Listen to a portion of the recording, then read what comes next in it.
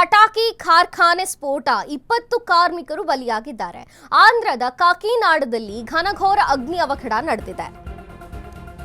ಪಟಾಕಿ ಕಾರ್ಖಾನೆ ಸ್ಫೋಟವಾಗಿದೆ. 20 ಕಾರ್ಮಿಕರು ಬಲಿಯಾಗಿರುವಂತದ್ದು. ಆಂಧ್ರದ ಕಾಕಿನಾಡದಲ್ಲಿ ಘನಘೋರ ಅಗ್ನಿ ಅವಘಡ ನಡೆದಿದೆ. ಪಟಾಕಿ ಕಾರ್ಖಾನೆಯಲ್ಲಿ ಭಯಾನಕ ಸ್ಫೋಟಗೊಂಡಿದೆ. ಪಟಾಕಿ ಸ್ಫೋಟದಲ್ಲಿ 20 ಕಾರ್ಮಿಕರು ಸಜೀವವಾಗಿ ದಹನವಾಗಿದ್ದಾರೆ. 10 ಮಂದಿಗೆ ತೀವ್ರ ಗಾಯ, ಸಾವಿನ ಸಂಖ್ಯೆ ಹೆಚ್ಚಳವಾಗುವಂತಹ ಸಾಧ್ಯತೆ ಕೂಡ ಇದೆ. ಸಾರ್ಮಲಕೋಟಾದ ವೆಟ್ಲಾ ಪಾಲೆಂ ಎಂಬಂಥಲ್ಲಿ ಈ ದುರಂತ ಸಂಭವಿಸಿರುವಂಥದ್ದು. ಸ್ಫೋಟದ ತೀವ್ರತೆಗೆ ಅಕ್ಕಪಕ್ಕ ಹೊಲಗಳಲ್ಲಿ ಮೃತದೇಹಗಳು ಲಭ್ಯವಾಗ್ತಿದೆ.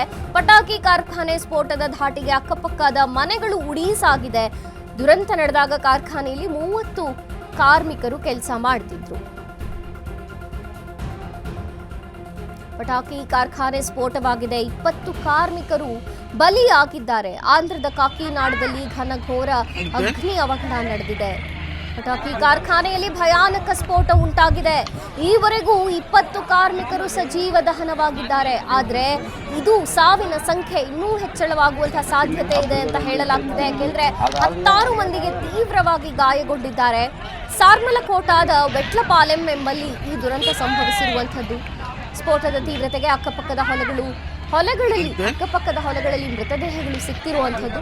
ಪಟಾಕಿ ಕಾರ್ಖಾನೆ ಸ್ಫೋಟದ ಧಾಟಿಗೆ ಅಕ್ಕಪಕ್ಕದ ಮನೆಗಳು ಉಡಿ ಸಾಕಿದೆ. ದುರಂತ ನಡೆದಾಗ ಕಾರ್ಖಾನೆಯಲ್ಲಿ 30 ಕಾರ್ಮಿಕರು ಕೆಲಸ ಮಾಡ್ತಿದ್ರಂತೆ.